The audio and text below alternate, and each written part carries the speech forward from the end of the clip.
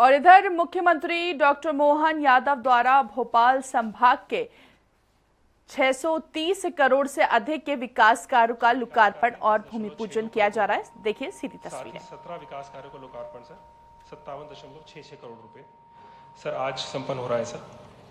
Sir Bhopal संभाग के अंतर्गत सर सभी जिलों में सर एक बेहतर समन्वय रहता है सर, जिसकी वजह से सर जो हमारे विकास कार्य हैं सर हमारे संभाग में, उनमें सर कोई भी व्यवधान समय पे ही सर उसका निराकरण किया जाता है सर। साथ ही सर कमिश्नर कार्यालय भी सर एक शासन और प्रशासन के बीच में कड़ी का कार्य करता है सर, और निरंतर सर विकास कार्यों की हम लोग निरंतर सर समीक्षा करते हैं सर। और सर आगे भी सर इसी प्रकार के विकास के जितने भी कार्य होंगे सर उसमें हम लोग निरंतर सर मैदानी जो भी परेशानियां होती हैं सर, दिक्कतें होती हैं सर, उनका समाधान त्वरित करके सर उन विकास कार्यों को सर शीघ्र ही सर धरातल पे सर हम लोग लेकर आएंगे सर। सर आज आप सभी लोगों ने समय दिया सर, संभाग की ओर से सर आप सभी का बहुत बहुत धन्यवाद।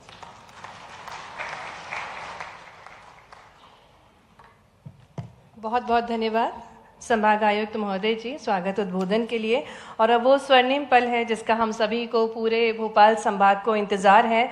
मैं बहुत ही आदरपूर्ण आग्रह करूंगी माननीय मुख्यमंत्री जी से कि वे भोपाल संभाग के 5 जिलों को एक एक करके सौगातें भेंट स्वरूप देने की कृपा करें।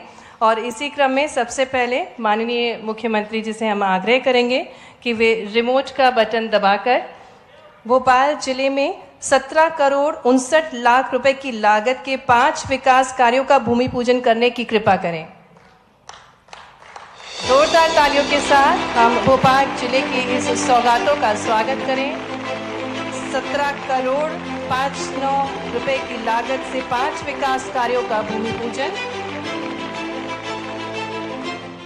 पुनः आग्रह माननीय मुख्यमंत्री जी से कि वे रायसेन जिले में 229 करोड़ 81 लाख रुपए की लागत से 11 विकास कार्यों का भूमि पूजन तथा 34 करोड़ 11 लाख रुपए की लागत से 9 विकास कार्यों का लोकार्पण करने की कृपा करें।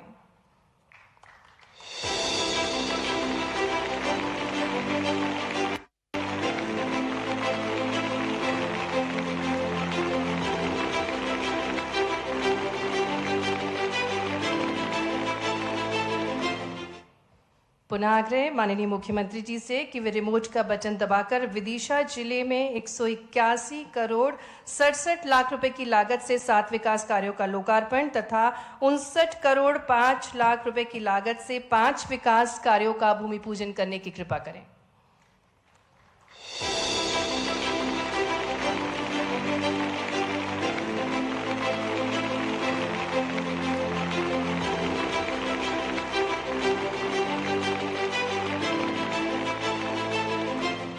पुनः आग्रह माननीय मुख्यमंत्री जी से कि भोपाल संभाग के राजगढ़ जिले में 56 करोड़ 37 लाख के 8 विकास कार्यों का लोकार्पण तथा 10 करोड़ 59 लाख रुपए की लागत से 2 विकास कार्यों का भूमि पूजन करने की कृपा करें। जोरदार तालियों के साथ इन सौगातों का हम स्वागत करें।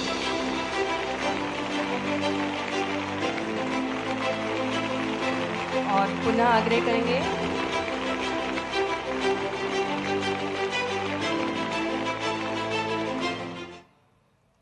माननीय मुख्यमंत्री जी से कि वे सीहोर जिले में 57 करोड़ 66 लाख रुपए की लागत से 17 विकास कार्यों का लोकार्पण तथा 10 करोड़ 62 लाख रुपए की लागत से 6 विकास कार्यों का भूमि पूजन करने की कृपा करें। जोरदार तालियों के साथ हम स्वागत करें इन सभी विकास कार्यों का भोपाल संभाग में।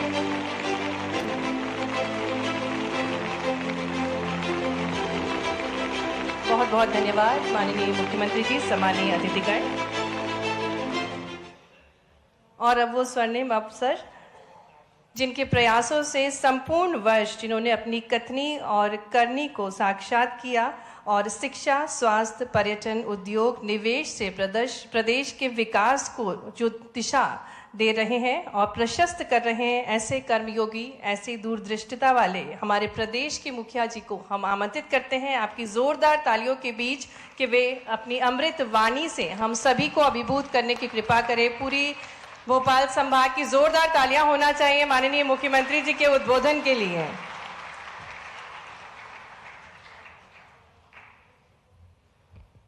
जन कल्याण पर्व के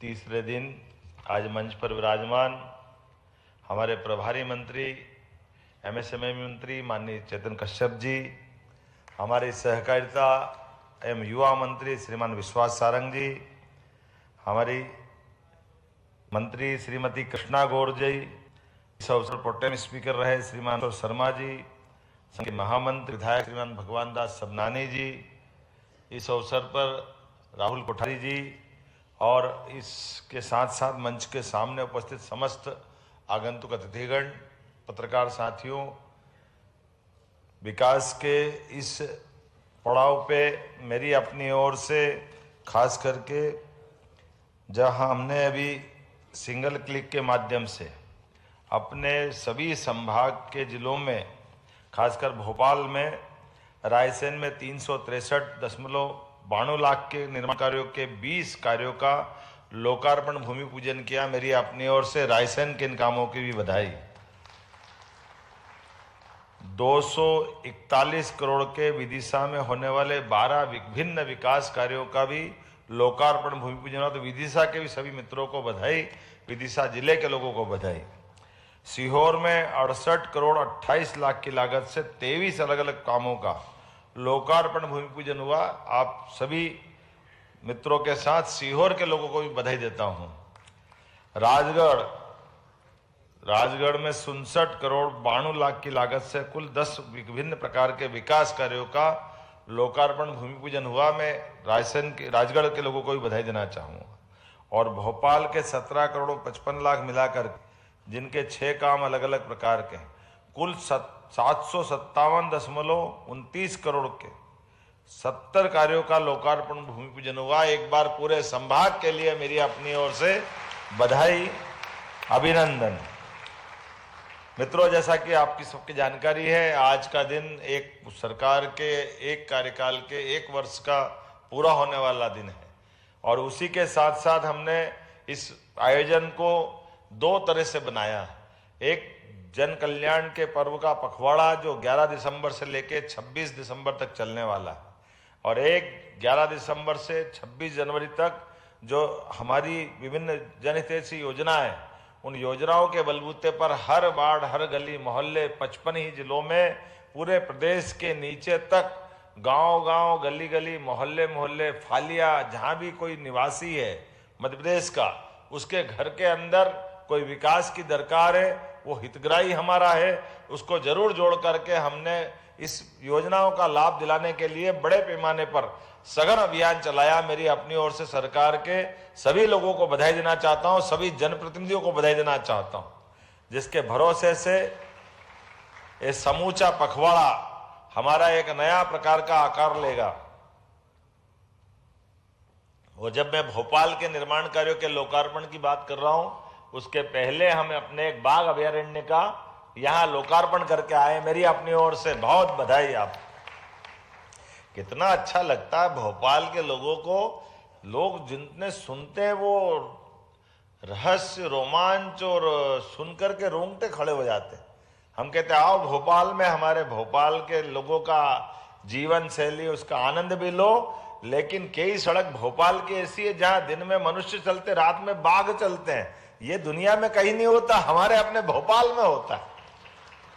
सह-अस्तित्व की भावना का ये जो अनुपम उदाहरण है, ये वाकई अनूठा भी है, थोड़ा अलग हटके भी है। और केवल भोपाल में यही नहीं है, बाघ अभयारण्य की बात करें, राजा भोज का वो भोज मंदिर जिसके बलबूते पर दुनिया के अंदर सबसे बड़ा शिवलिंग, वो आनंद के साथ हमारी गौरवशाली सांस्कृतिक विरासत की धरोहर है। मैं बधाई देना चाहूंगा और उम्मीद करेंगे हमारे सुरेंद्र पटवा जी वहां के विधायक हैं और हमारा सारा मंच मिलकर के हमारे भोजपुर के उस स्थान के लिए भी कोई अलग से योजना बना करके उसको पर्याप्त रूप से समाज और दुनिया के सामने लाने की जरूरत है। मुझे इस बात का आनंद है, उस पर हम काम कर रहे हैं। और जब भोपाल के विकास कार्यों की सुविधा की सौगात की बात कर रहे हैं तो भोपाल समग्र रूप से बड़ी संभावना वाला स्थान है। इसलिए हमारी सरकार बनने के बाद हमने कहा भोपाल की राजधानी केवल भोपाल की नहीं है, भोपाल की राजधानी देश का दिल है। इसलिए इसका जो आनंद है, इसके लिए जो जो हो सकता है वो सब कुछ करने के लिए तैयार है। मेरी अपनी ओर से भोपाल के लिए वाकई में अभी हमने कहा कि अगर राजधानी का विभिन्न मार्ग हैं, उन मार्गों से प्रवेश होकर यहाँ आते हैं तो प्रत्येक प्रवेश मार्ग को गौरवशाली अतीत से जोड़ने की जरूरत भी है। मध्य प्रदेश का गौरवशाली इतिहास सम्राट विक्रमादित्य से जोड़ता है और विक्रमादित्य मध्य प्रदेश से निकल करके देश और दुनिया में अपनी साख बनाते, धाक बनाते हैं। एक द्वार विक्रमादित्य के नाम पे बनाया जाएगा। एक द्वार राजा भोज, जिनकी अनूठी उनकी विद्वत्ता की अलग अलग प्रकार की पुस्तकें भी है। बहुत कम राजा हैं, विक्रमादित्य के बाद राजा भोज, दोनों के बीच 1000 साल का अंतर है। लेकिन 1000 साल पहले अर्थात आज से 1000 साल पहले कोई कैसा व्यक्तित्व होगा जिसकी अपनी विद्वत्ता के लिए, ज्ञान के लिए, विज्ञान के लिए उस काल में भी उन्होंने अपनी पुस्तक में आयुर्वेद, शस्त्र, शास्त्र, साहित्य, सभी प्रकार की औषधियां, कोई चीज छोड़ी है क्या? सारे क्षेत्रों में समान रूप से जो उनका अपना व्यक्तित्व था, वाकई अद्भुत था। और एक साथ राजा भोज ने 2 बड़े युद्धों को जीता है। जो एक तत्कालीन समय में गांगे का राज्य कहलाता था और एक राज्य तेलप का कहलाता था। तो एक बार में एक साथ एक राजा 2 युद्ध और बड़े बड़े राज्यों को हरा दे। पूरे देश और दुनिया में वो कहावत चल गई थी, कहां राजा भोज, कहां गांगे तेलप। ये तो अपना अपभ्रंश हो गया दुर्भाग्य से कि बाद में हमने उसकी कहां से कहां बना दी, कहां राजा भोज और हम क्या कहते हैं। ये इतना बड़ा पराक्रम हमारे, ये बड़े दुर्भाग्य की बात है। इतनी बड़ी विजय, जिस विजय ने देश और दुनिया के बीच भोज के साम्राज्य की विजय पताका कहां से कहां पहुंचा दी। और कौन सा काम छोड़ा भोज ने। भोज के बारे में कहा जाता था कि वो अपने कवियों को हर साल कवि सम्मेलन बुला करके कवियों की धारा, संस्कृति से जुड़े, साहित्य से जुड़े, उत्कृष्ट हो, उम्दा हो, बेहतर से बेहतर हो तो पुरस्कार देते थे। तो विश्वास जी पुरस्कार कैसे देते थे? कविता की एक पंक्ति के एक एक शब्द पे एक एक सोने की ईंट भेंट करते थे। ये क्या दान करने का और क्या पुरस्कार देने का जमाना होगा। अगर अच्छी पंक्तियां हैं और अच्छी पंक्तियों में शब्द है तो उनके उदाहरण है कि गाड़ी भर करके सोने की ईंट दान कर दी। ये हमारा विक्रमादित्य के बाद राजा भोज का इतना उत्कृष्ट काल था। दानशीलता के बलबूते पर, न्यायप्रियता के बलबूते पर, वीरता के बलबूते पर ये जो गौरवशाली मध्य प्रदेश की विरासत है। और ये भोपाल का तालाब तो आज भी आधुनिक समय में निर्माण की कला के लिए, खासकर बांधों के लिए, पानी के संरक्षण के लिए अद्भुत है। हमारे सारे अभी आधुनिक समय के इंजीनियर के बनाए बांधों के लिए ये रिसर्च स्टडी का एक बड़ा केस है। कैसे इतना पानी का संग्रह हो जाए और नगर का कोई बाल बाका नहीं हो। पानी का डिस्चार्ज एक बहुत छोटी सी राशि से जाता है। आमतौर पर जितने बांध बनते हैं वो बांध मेन जल राशि को रोक करके बनते हैं आज के जमाने में, जिसका दुष्परिणाम आता है कि सीमेंट सरिये से बनाने वाले बांध भविष्य में डैमेज होते हैं और कोई कारण से बहता है। तो अपना देश का इतिहास है, मोरबी का बांध, ऐसे कई बांध है जिसके कारण से फिर वो बड़ी जलराशि नीचे जाती है तो डाउन स्ट्रीम में जितने लोग रहते हैं सारे भारी कष्ट पाते हैं। लेकिन ये कितनी अच्छी तकनीक है, खर्चा कम, काम ज्यादा और भविष्य के नुकसान की तो संभावना ही नहीं। ये जो तकनीक है वास्तव में आज हमारे बीच में नए प्रकार से उस गौरवशाली अतीत से जोड़ती है। जो कहते हैं पश्चिम के लोग जो कुछ है हमारा है, हमने भारत वालों को और दुनिया को सिखाया, ये उनके मुंह पर अपने आप में बहुत अलग प्रकार की घटना की याद दिलाने वाला एक उदाहरण है। आज के इस अवसर पर मैं, चूंकि ये बात सही है कि सरकार तो बनती है जनता के वोट से और सरकार के साथ सरोकार समाज का होता है और सरकार और समाज के बीच में हमारे 1 वर्ष, 2 वर्ष, 3 वर्ष जब भी निकलते हैं तो ये हमारे वोटों की ताकत के आधार पर जनता ने जो भरोसा व्यक्त किया है उस भरोसे से एक दिशा बनती है। मुझे इस बात की प्रसन्नता है कि हमारी सरकार ने बनने के बाद यशस्वी प्रधानमंत्री के नेतृत्व में देश और दुनिया के बीच में जो भारत का मान बढ़ रहा, सम्मान बढ़ रहा है, उस गौरवशाली वर्तमान के काल में मध्य प्रदेश भी कदम से कदम मिलकर चलने का प्रयास कर रहा है। इस बात की मैं बधाई मोदी जी के माध्यम से आपको भी दे रहा हूं। जब दुनिया के नक्शे पे हम देखते हैं, दुनिया के नक्शे पे वर्तमान के हालात में चारों तरफ अलग प्रकार का वातावरण है।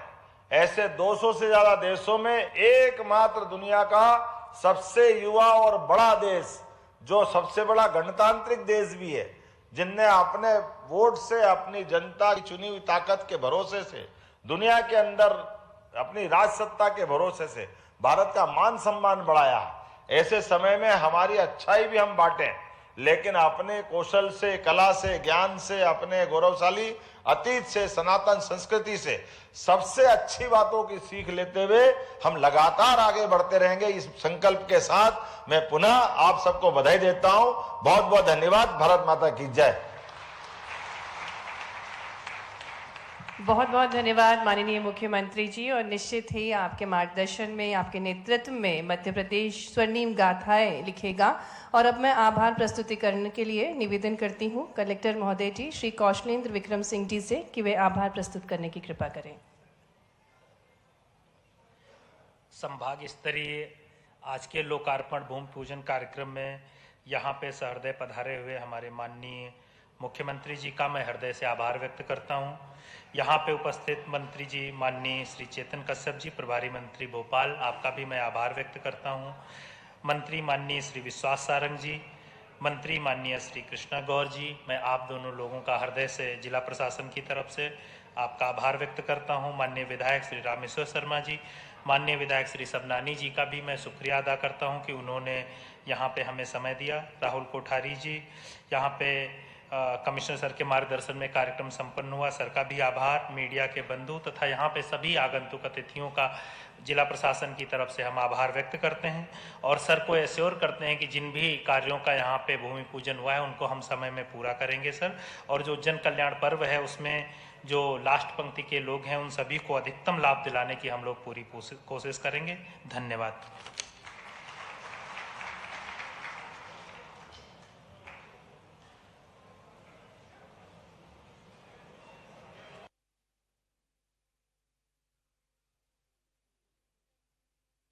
मुख्यमंत्री जी का, माननीय प्रभारी मंत्री जी का, माननीय खेल एवं युवा कल्याण मंत्री जी का, माननीय कृष्णा गौर जी का, यहाँ पधारे हुए सभी सम्मानीय अतिथिगणों का